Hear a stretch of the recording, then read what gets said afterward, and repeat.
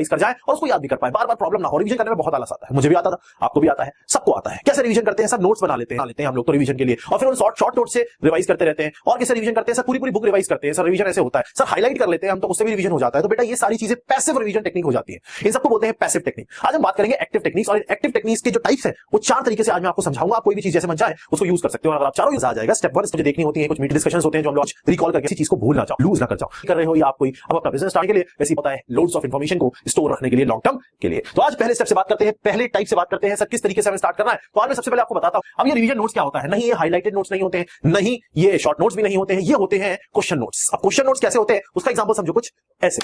अब मान लो फॉर एग्जांपल ये मेरे पास एक सिंगल पेज है और मुझे क्वेश्चन नोट्स बनाने हैं इसके ऊपर। मैंने एक चैप्टर पढ़ लिया। अब what you have to do, just look at this. क्या कर रहा है आपने? एक पेज लिया और यहां पे इसको बीच में से ऐसे रख दिया फोल्ड, ऐसे करके कर लिया फोल्ड, ठीक है। अब जब ऐसे फोल्ड करोगे तो इधर वाला जो पेज है इस पे हेडिंग लिख दी क्वेश्चंस, ठीक है। और इसको जब बंद करते हो आप इस तरीके से और इसके इधर लिख दिया आपने आंसर। बहुत ध्यान से देखना, करके देखना, मजा आ जाएगा।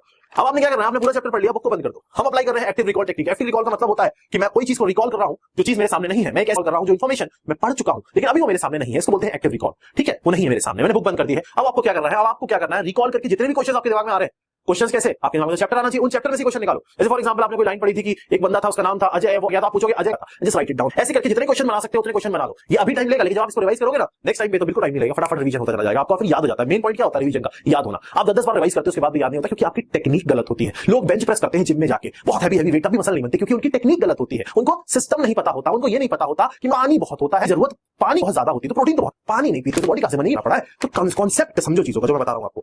यहां पे आपने क्वेश्चन लिख लिया, अब आपको क्या करना है? इस पेज को क्वेश्चन कैसे रिकॉल करके इस पेज को ऐसे मोड़ दो और यहां पे आंसर से लिख दो उसके जो आपने क्वेश्चन बनाया। फटाफट देख क्या आंसर लिखो। चाहिए क्वेश्चन था आंसर था, क्वेश्चन था आंसर था। आपने तैयार कर लिया अपना एक चैप्टर, ये हो गया एक चैप्टर अपना। अब क्या करना? कुछ नहीं करना आपको। ये पेज इसलिए मोड़ा था ऐसा कि मेरे को दिखना रहा हो। अब अगर मैं ये क्वेश्चन यहां पे देखता हूं तो मुझे इसका आंसर फटाफट रिकॉल करना और चेक करना था। रिकॉल चेक, इसको बोलते हैं रिवीजन क्वेश्चन टेक्निक। अब आपने क्या करना है? क्वेश्चन या नोट्स को रिवाइज करके पूरी की पूरी आपने थ्योरी जो है वो याद कर ली है। अगर आप इसको एक बार भी करोगे ना तो परमानेंट याद रहेगा। करके देखना, 100% बोल रहा हूं, 100% याद होगा। करके देखना क्या होता है ना, दिमाग को लोड देना होता है, दिमाग से काम करवाना होता है। किसी भी इंसान से कोई काम करवाओगे तब वो काम वो कर पाएगा। बचपन में हम लिखना सीखते हैं क्योंकि हम लिखने की बहुत प्रैक्टिस करते हैं, तो हमें लिखना आता है। तो दिमाग को भी तो प्रैक्टिस कराओ ना। आपको क्या लगता है? अपने आप सीख जाएगा दिमाग सब चीजें। तो पहली चीज तो ये होगा, ये आपको तरीका अपनाना है रिकॉल करके इस तरीके से क्वेश्चन लिख ले, उसके पड़ोस में बोल के आंसर लिख लेने, अपने आप ही करना सब कुछ। बुक सामने से बंद कर देनी है, उसके बाद उसी से रिवाइज कर लेना। कुछ छूट जाएगा तो वो लिख लेना बाद में। In half. As you can see, I've drawn a line down the middle and divided the whole page into half.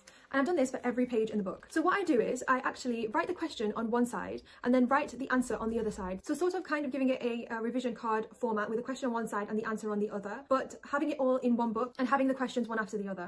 So firstly, this immediately takes away the aspect of having to organize revision cards and kind of losing them all the time. Also, it allows me to write as much as I want and write quite long notes after being prompted by an initial question, which would be the front of your revision card. On this page, we have a few shorter ones, but on this side, you can see that I've got just one question at the top here, and I've written like a huge amount of information about that as the answer to it, which I wouldn't typically be able to fit onto a revision card. So you can basically give all of your notes as much space as they need, while still having all of your notes incorporate fit that information on. So now you might be thinking, where does the active recall come into it? Because clearly, if I read this, it's just like reading through notes. It's not going to be very effective because I can see the answer, it's right in front of me. So this is why we divided the page into two. You get a piece of paper or a piece of card or anything really that you have on hand with a straight edge. Over here, I just have this file and be revising like that, but I'm just going to hold it up to show you. So what I do is I go through my notes with this card kind of thing covering the other half of the page that I've written the answers on. So going through my notes, I can just read out the question and then I think about question before turning onto the other side of a revision card. That allows me to actively remember the notes that I've written and use it like a revision card, but without actually having to create revision cards. When I'm revising my notes, I go through all of the questions in order, and then when I'm ready to reveal the answer, I just like drag this down and read the answer and see where I've gone wrong, see if I've missed anything out, and then the next time, obviously, the answer will be covered again, and the next time I try to do it from memory. So I can just go down and reveal the answers in this way. And not only does this allow you to find helps, you can see I've done a page about cardiac murmurs on aortic regurgitation. I can have all the information page in the same book, as I would if a book of notes on. It allows me to keep them together and in one place, so that I can also have that kind of testing that allows me to test. My thing about it is that it literally works for anything, any of your notes in any book. I guarantee you can chill of those notes and then write the notes as if you were answering, thinking about the question, rough text that you would typically see. And this is going to memorize and act all the information that you're learning. It may seem really, really simple, and it may seem like something that's not very revelationary. Is that a word? method. I'm not sure if that's a word.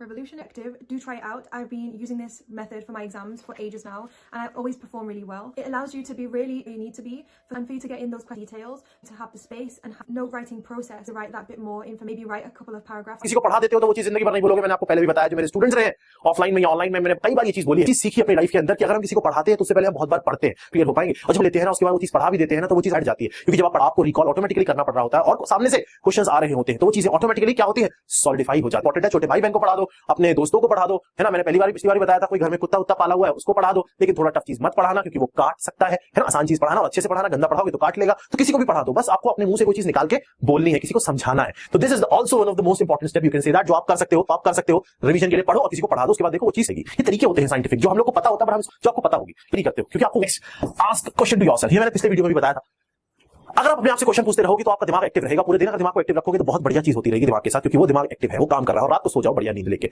एकदम शानदार तरीके से सोना चाहिए। सोना ऐसा चाहिए एकदम हाथ ऐसे खोल के और पैर ऐसे एकदम खोल के, एकदम डेथ पोज में, तब जाके बढ़िया नींद आती है। वो रियल असली नींद होती है, तब जाके दिन अच्छा जाता है। ठीक है, रिवीजन कर लिया, फिर आप बाहर कहीं टहल रहे हो तो जो आपने पढ़ा हुआ है उससे रिलेटेड अपने आप से क्वेश्चन पूछ सकते हो। जो लिखे थे वही पूछ सकते हो कि अच्छा इसका क्या आंसर होगा, बताओ बताओ। ऐसे करके अपने आप से you can just ask yourself questions. अपने आप से क्वेश्चन पूछने में क्या जा रहा है, नहीं बताओगे तो बेइज्जती थोड़ी होगी। अपनी बेइज्जती तो हम जानते हैं और करते ही रहते हैं। तो इसका मतलब आपको ये चीज भी अप्लाई कर रही है। This is also one of the most important technique. इसको आप एक्टिव रिकॉलिंग में डाल सकते हो, बहुत इंपॉर्टेंट है, बहुत अच्छी टेक्निक है। मैं कि सर कुछ क्वेश्चंस जो होते हैं वो डिफिकल्ट होते हैं। लाइक फॉर एग्जांपल मैं एमसीक्यू लगा रहा हूं, ठीक है, मेरे पास एक बुक है, उसमें बहुत सारे में से जो मैं आपको बताऊं सबसे इंपॉर्टेंट जो था, वो जो पहला वाला मैंने आपको बताया था, पेज लेके इधर क्वेश्चन लिखना इधर आंसर लिखना, वो बहुत इंपॉर्टेंट है। पूरा थ्योरी समझ के जस्ट कन्वर्ट इनटू क्वेश्चन। एक और बहुत अच्छा तरीका होता है, मैं आपको बता देता हूं। एक इंपॉर्टेंट तरीका ये होता है कि जब आपने पूरा चैप्टर पढ़ लिया है, बंद कर दो किताब। अब क्या करो, अब एक पेज लो, जो भी याद आ रहा है लिखते चले जाओ, जैसे याद आ रहा है। पहले टॉपिक से सब्जेक्ट का नाम आ गया वो लिख दिया, चैप्टर का नाम आ गया वो लिख दिया, सर ये लिखा था वो लिखा था, सारे वर्ड्स सब इकट्ठे लिख दो। आर द इज ये नहीं लिखना है, समझ में आ रहा है। अंदर अपने वर्ब नहीं घुसाने, हमें नॉर्मल जो वर्ड्स है, जो इंपॉर्टेंट वर्ड्स है, जो कीवर्ड्स है वो लिखने, जो दिमाग में आधा चला जा रहा है वो लिखते चले गए। अब क्या कर रहा है, आपने लिख दिया पूरा चैप्टर पढ़ चुके हो, बार-बार चैप्टर नहीं पढ़ना यार, बुक थोड़ी पढ़नी, नॉवल थोड़ी है। अब क्या करना है, जो आपने ऐसे करके हैफज़र्ड जम्बल रीअरेंज है उनको पैराग्राफ की फॉर्म में लेके आ जाओ। एक बार नहीं बोलोगे, मैं बता रहा हूं। पर रैंडम को प्रॉपर ओरिएंटेड वे दे दो, प्रॉपर तरीके से बना दो और उसको एक पैराग्राफ की फॉर्म में कन्वर्ट कर दो। आप देखो कभी जिंदगी में नहीं बोलोगे। ये मैंने आपको हमेशा बताया है, ब्रेन को एक्टिव रखना। अगर ब्रेन एक्टिव रहेगा तो एक टाइम के बाद ब्रेन ट्रेन हो जाएगा, और ब्रेन अगर एक बार ट्रेन हो जाएगा फिर कोई चीज नहीं है, फिर तो आप आराम से कोई भी चीज पढ़ सकते हो, क्योंकि ये भी बॉडी का किसी भी चीज को अगर ये फिर चौथा है प्रॉपर्ली थॉरोली रीड करो। सो आर स्टैंड्स फॉर रीडिंग। अच्छे से उसको बढ़िया से रीड कर लो, और रीड करने के बाद आओ एनालाइज करने पे कि आपने उससे क्या समझा। खुद से क्वेश्चन करो कि हैव आई अंडरस्टूड दिस, क्या मेरे को समझ में आया। तो एनालाइजिंग, एनालाइजिंग तो ये हो गया आर रीडिंग, ए एनालाइजिंग। उसके बाद एन पे है, एन है नोट मेकिंग। देखो रीड, ये क्या होता है, कई लोग ए पार्ट छोड़ देते हैं, वो आर के बाद सीधा एन पे आ जाते हैं, मतलब रीडिंग के बाद नोट टेकिंग आ जाते हैं कि रीड कर रहे हैं चलो नोट बनाना शुरू कर दें। नहीं, रीड करने के बाद एक बार फिर एनालाइज करो, चाहे दोबारा रीड करना पड़े। उसके बाद आप नोट्स बनाएं अपने खुद के, जहां पे जरूरत पड़े अपनी खुद की लैंग्वेज में नोट्स बनाएं, दैट इज नोट मेकिंग। एन तो ये आ गया आर ए एन।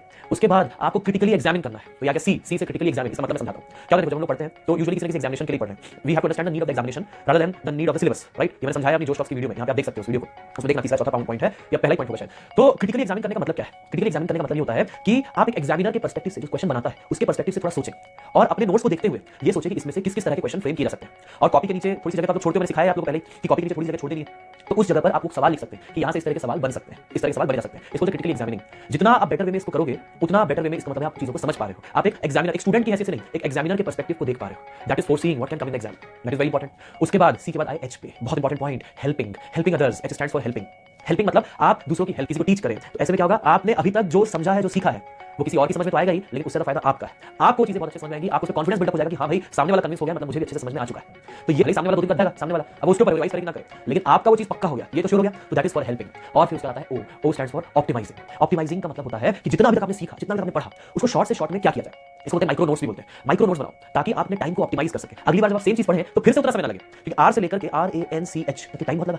अब ऐसा नहीं होना चाहिए कि ओ पे भी उतना ही टाइम लग जाए और हर बार भी उतना ही टाइम लगे। अब देखो RANCH टाइम बड़ा लगेगा, लर्निंग टाइम टेकिंग प्रोसेस मैंने बताया पहले, तो लर्निंग में टाइम तो लगेगा, तो लगने तो कोई बात नहीं है, लेकिन मेक श्योर करो कि जब आप दोबारा उसको पढ़ रहे होगे तब फिर से उतना टाइम लगे। तो इसको कहते हैं ऑप्टिमाइजिंग। तो ऑप्टिमाइजिंग मतलब ये है कि अगली बार जब पढ़ो तो माइक्रो नोट्स बना लो। माइक्रो नोट्स बढ़ाने से क्या होगा कि आपको अगली बार जब पढ़ोगे तो सारी चीजें शॉर्ट में, कंसाइज में समझ में आ जाएंगी। बुलेट फॉर्म में हो, पॉइंट वाइज हो, या छोटे छोटे सेंटेंसेस में हो, या सिंपली वर्ड्स हो, कुछ इस तरीके से माइक्रो नोट्स बना लो। और आप जब ये करोगे तो आपको ये 1 से लेकर के 5 RANCH बार बार करने की जरूरत नहीं पड़ेगी। सीधा आप ऑप्टिमाइज्ड पार्ट में रहोगे और हमेशा उसी को पढ़ते पढ़ते आप पूरी चीजों को रिवाइज करते जाओगे। घर आके पढ़ा, टीचर ने पढ़ाया, बच्चा घर आके पढ़ा, यह है पैसिव रिकॉल। टीचर ने पढ़ाया, बच्चे ने घर आके पढ़ना चालू किया, पैसिव रिकॉल। ये बच्चे अच्छी नौकरी कर सकते हैं, लेकिन ये बच्चे एंटरप्रेन्योर कभी नहीं बन सकते। टीचर ने पढ़ाया और बच्चे ने घर आके पढ़ाया, फर्क नजर आया? पहले वाला बच्चा घर आके पढ़ रहा है और दूसरा बच्चा जो टीचर ने पढ़ाया वो आके पढ़ा रहा है। इस धरती पे कोई इंसान सबसे ज्यादा तब सीखता है जब वो एक्टिव रिकॉल करता है। एक्टिव रिकॉल सीखा, अब खुद तब सीखेगा सबसे अच्छा जब वो सिखा रहा होगा। क्या मतलब? धरती का कोई भी काम कर लेना, नौकरी दुनिया के 95% लोग इस सेगमेंट में जाते हैं, चाहे या तो वो नौकरी में होते हैं या सेल्फ एम्प्लॉयड होते हैं। दुनिया के 5% लोग जिंदगी भर पैसिव रिकॉल करते हैं। एक बार किसी ने सिखाया, फिर आपने सीखा, उससे अच्छी नौकरी मिली, उससे अच्छी आमदनी होगी, उससे जीवन अच्छा चल सकता है। लेकिन आप जीवन में वाणिज्य क्रिएट कर दो, एंटरप्राइजेस क्रिएट कर, एक्टिव रिकॉल करना होगा। मैंने आपको पहले भी बताया था, धरती पे एकमात्र डायरेक्ट से जाने अनजाने में एक्टिव रिकॉल कर रहा था। अपलाइन सिखाता था, मैं लिखता था, उसको सिखाता था, मैं अपलाइन सिखाता था, मैं लिखता था, फिर मैं सिखाता था, अपलाइन सिखाता था, मैं लिखता था, फिर मैं उसको सिखाता था। आज आप वही कर रहे हो। तक जितने नोट्स बनो रुपए के हैं, यही सिखाना एक्टिव रिकॉल है, क्योंकि आपको सबसे ज्यादा सीखने का मौका तब मिलेगा जब आप सिखा रहे होंगे, क्योंकि जब आप सिखा रहे होते हैं तब सबसे अच्छा सीख रहे होते हैं। कैसे सीखना है ये इंपॉर्टेंट है। तो आज के बाद जिंदगी में पैसिव रिकॉल या एक्टिव रिकॉल, वर्ष क्यों 18 वर्ष डायरेक्ट सेलिंग में जब हो गए थे तब तो मुझे पता चला था एक्टिव रिकॉल और पैसिव रिकॉल सीखने का तरीका होता है। ये मुझे 38वें वर्ष में उम्र की में पता चला था, लेकिन मैं 20 वर्ष की उम्र से जाने अनजाने में एक्टिव रिकॉल कर रहा था। अपलाइन सिखाता, उसको सिखाता था, मैं अपलाइन सिखाता था, मैं लिखता था, फिर मैं सिखाता था। कर रहे हो जितने नोट्स बनाए ये करोड़ों रुपए के हैं। एक्टिव रिकॉल है, क्योंकि आपको सबसे ज्यादा सीखने का मौका तब मिलेगा जब आप सिखा रहे होंगे, क्योंकि जब आप सिखा रहे होते सीख रहे होते हैं।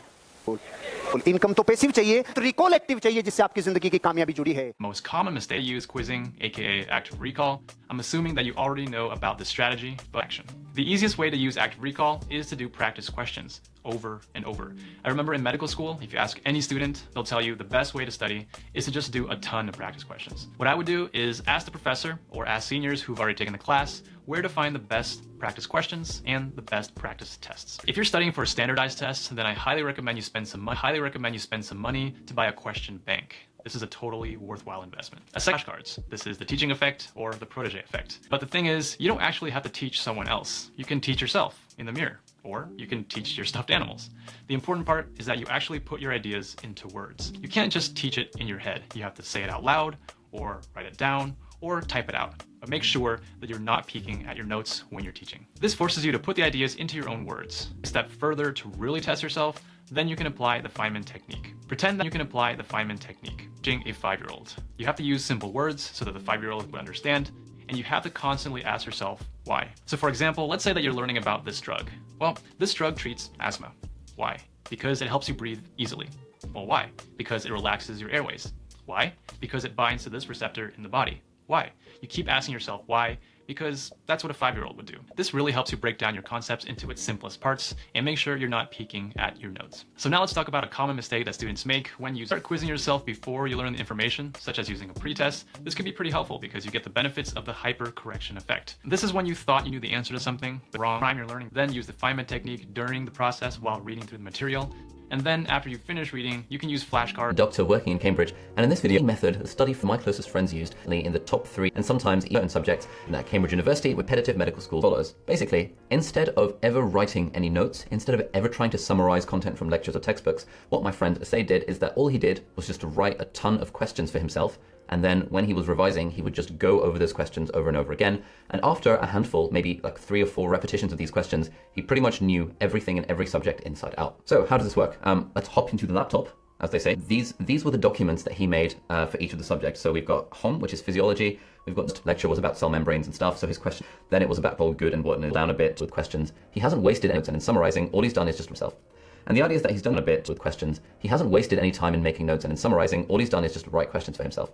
And the idea is that he's done this for every reason, maybe highlight stuff and maybe ask ourselves questions, but this is a purely active recall based method. All he's literally doing is just asking questions and answering them. So let's move on to why this method works. Well, I have been preaching about active recall for literally the last 2 years, and actually even longer than that since before I got this YouTube channel. Active recall is literally the best thing ever.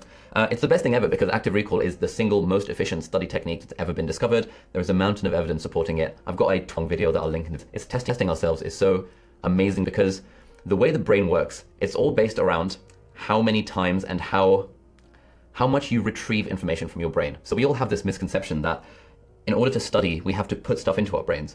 But actually, it's flipped on its head if you look at the evidence. The actual way to remember anything, to make anything stick, is by retrieving information from our brains rather than trying to put it back in. So let's say we read something once and we've understood a topic. At that point, the most effective thing we can do with our time is ask ourselves questions about that topic. And they've done loads of studies whereby they've taken a group of college students or high school students or whatever, and they split them up into different groups, and they'll teach. तो properly, thoroughly read करो. So R stands for reading. अच्छे से उसको बढ़िया से read कर लो. और read करने के बाद आओ एनालाइज करने पे कि आपने उससे क्या समझा. खुद से क्वेश्चन करो कि हैव आई अंडरस्टूड दिस, क्या मेरे को ये समझ में आया. तो एनालाइजिंग तो ये हो गया आर रीडिंग। रीडिंग के बाद नोट टेकिंग आ जाते हैं कि रीड कर रहे हैं, चलो नोट्स बनाना शुरू कर दें। नहीं, रीड करने के बाद एक बार फिर एनालाइज करो, चाहे दोबारा रीड करना पड़े। उसके बाद आप नोट्स बनाएं अपने खुद के, जहां जहां पे जरूरत पड़े अपनी खुद की लैंग्वेज में नोट्स बनाएं, दैट इज नोट मेकिंग। एन तो ये आ गया RAN। उसके बाद आपको क्रिटिकली एग्जामिन करना है, तो ये आ गया सी से क्रिटिकली एग्जामिन। इसका मतलब मैं समझाता हूं क्या होता है। जब हम लोग पढ़ते हैं तो यूजुअली किसी न किसी एग्जामिनेशन के लिए पढ़ रहे हैं, we have to understand the need of the examination rather than the need of the syllabus, right. ये मैंने समझाया अपनी जोश टॉक्स की वीडियो में, यहाँ पे आप देख सकते हो उस वीडियो को, उसमें देखना तीसरा चौथा पॉइंट है या पहला ही पॉइंट होगा शायद। तो क्रिटिकली एग्जामिन करने का मतलब क्या है? क्रिटिकली एग्जामिन करने का मतलब ये होता है कि आप एक एग्जामिनर के पर्सपेक्टिव से जो क्वेश्चन बनाता है उसके पर्सपेक्टिव से थोड़ा सोचें और अपने नोट्स को देखते हुए ये सोचें कि इसमें से किस किस तरह के क्वेश्चन फ्रेम किए जा सकते हैं। और कॉपी के नीचे थोड़ी सी जगह तो आप लोग छोड़ते हो, मैंने सिखाया है आप लोगों को पहले ही कि कॉपी के नीचे थोड़ी सी जगह छोड़ देनी है, तो उस जगह पर आप सवाल लिख सकते हैं कि यहां से इस तरह के सवाल बन सकते हैं, इस तरह के सवाल बने जा सकते हैं। इसको क्रिटिकली एग्जामिनिंग। जितना आप बेटर वे में इसको करोगे उतना बेटर वे में, इसका मतलब है आप चीजों को समझ पा रहे हो। आप एक एग्जामिनर, एक स्टूडेंट की हैसियत से नहीं, एक एग्जामिनर के पर्सपेक्टिव को देख पा रहे हो। That is foreseeing what can come in the exam, that is very important. उसके बाद सी के बाद आए H पे, बहुत important point, helping. Helping others, H stands for helping. Helping मतलब आप करें, किसी को टीच करें। तो ऐसे में क्या होगा, आपने अभी तक जो समझा है, जो सीखा है, वो किसी और की समझ में तो आएगा ही, लेकिन उससे ज्यादा फायदा आपका है। आपको चीजें बहुत अच्छे समझ में आएंगी, आपको उसमें कॉन्फिडेंस बिल्डअप हो जाएगा कि हाँ भाई सामने वाला कन्विंस हो गया, मतलब मुझे भी अच्छे से समझ में आ चुका है। तो ये हेल्प करने का एडवांटेज होता है। भले सामने वाला 2 दिन बाद भूल जाए, रिवाइज नहीं करेगा तो भूल जाएगा सामने वाला, अब उसके ऊपर रिवाइज करेगा ना करे, लेकिन आपका वो चीज पक्का हो गया, ये तो श्योर हो गया, तो दैट इज फॉर हेल्पिंग। और फिर उसका आता है O stands for optimising. Optimising का मतलब होता है कि जितना अभी तक आपने सीखा, जितना भी आपने पढ़ा, उसको शॉर्ट से शॉर्ट में क्या किया जाए। इसको बोलते हैं माइक्रो नोट्स भी बोलते हैं। माइक्रो नोट्स बनाओ ताकि आप अपने टाइम को ऑप्टिमाइज कर सके। अगली बार जब आप सेम चीज पढ़ें तो फिर से उतना समय ना लगे, क्योंकि R से लेकर के RANCH तो टाइम बहुत लगा।